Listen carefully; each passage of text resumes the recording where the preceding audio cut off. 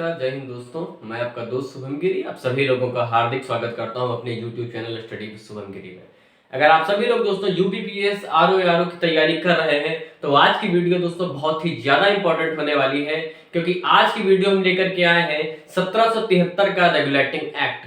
अगर आपने इस टॉपिक को देखा, और इस टॉपिक दोस्तों बहुत ही एग्जाम की दृष्टि से इंपॉर्टेंट है, और अगर आप देखेंगे अंत तक पूरा देखेंगे तो आपको दोस्तों यहाँ से जो क्वेश्चन मिलने की संभावना है वो बहुत ही ज्यादा इंपॉर्टेंट है। तो चलिए दोस्तों आज की वीडियो को हम शुरू करते हैं।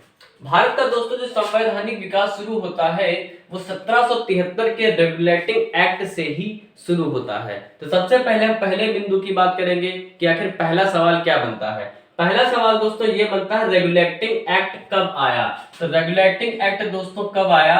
1773 में ब्रिटिश पार्लियामेंट से पारित होकर के ये बिल इंडिया आया था यहाँ पर रूल करने के लिए। ठीक है दोस्तों, तो कब आया?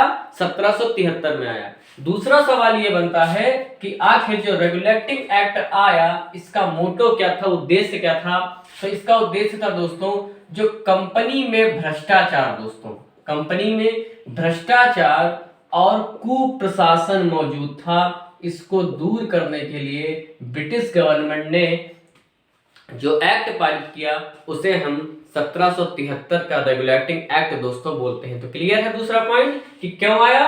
भ्रष्टाचार को प्रशासन के दूर करने के लिए। भ्रष्टाचार का अर्थ है कि बहुत सारे जो अंग्रेज अधिकारी थे वो निजी व्यापार में ज्यादा ध्यान देने लगे थे, ना कि कंपनी के व्यापार में इनका इंटरेस्ट ले रहे थे। उनका पूरा मन लगता था कि कैसे हमारा अपना निजी लाभ हो, इससे कंपनी को बहुत सारा नुकसान हो रहा था। और दूसरा जो कंपनी का शासन था वो ठीक ढंग से नहीं चल रहा था, और इसका जो विरोध था वो भारत में बहुत ही ज्यादा दोस्तों हो रहा था।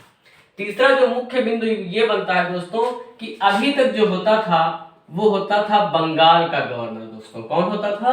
बंगाल का गवर्नर। अब इसको चेंज करके कर दिया गया गवर्नर जनरल। क्या दोस्तों किया गया? गवर्नर जनरल कर दिया गया।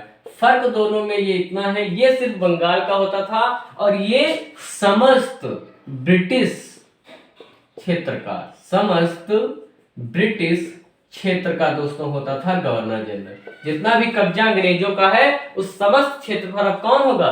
गवर्नर जनरल होगा। और पहले गवर्नर जनरल कौन बने दोस्तों? वारेन हेस्टिंग बने। कौन बने? वारेन हेस्टिंग पहला गवर्नर जनरल बना।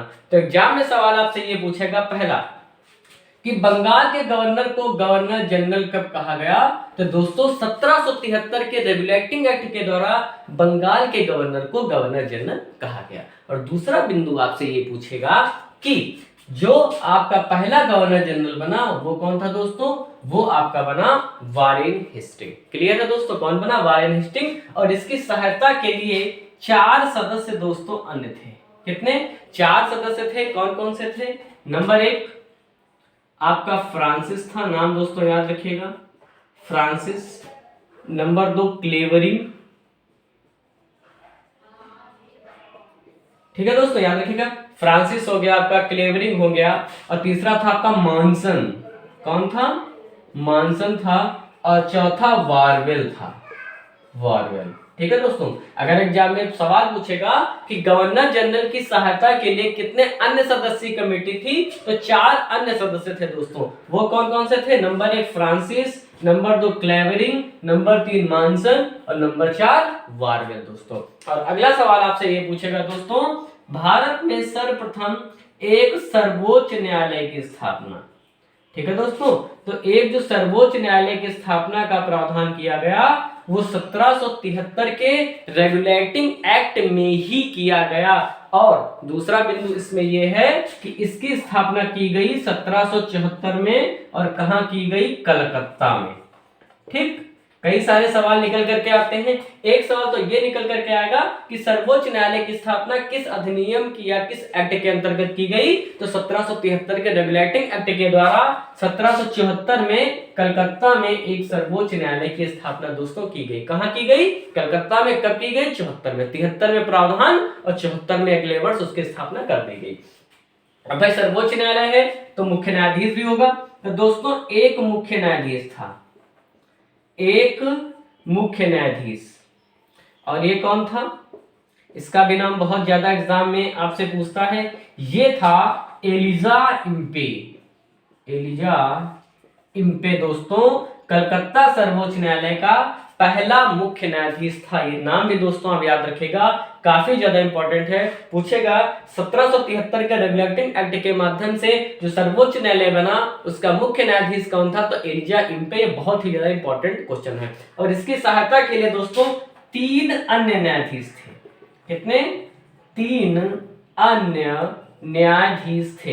यानी टोटल जो कलकत्ता सर्वोच्च न्यायालय में न्यायाधीश हो गए, कितने हो गए? 4, एक मुख्य और 3 अन्य। अब हम इन 3 न्यायाधीशों के भी दोस्तों नाम याद कर लेते हैं, ठीक है? कौन कौन से? चैम्बर्स। कौन?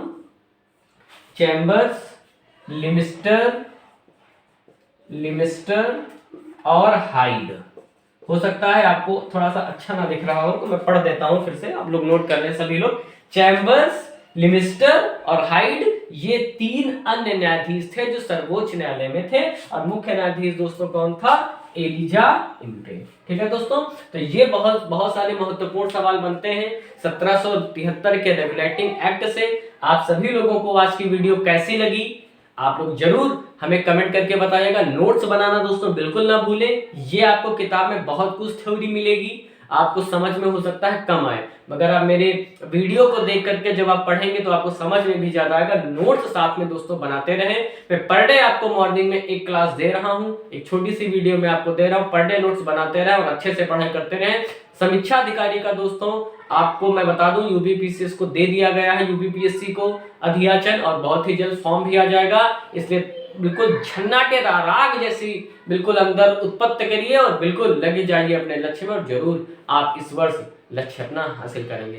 तो चलिए दोस्तों, आज की वीडियो को हम यहीं पर समाप्त करते हैं। बसंत में यही निवेदन है, प्लीज लाइक जरूर कर दें, और आपके मन में कोई सवाल हो, कोई बात हो तो कमेंट करके आप जरूर बताइएगा।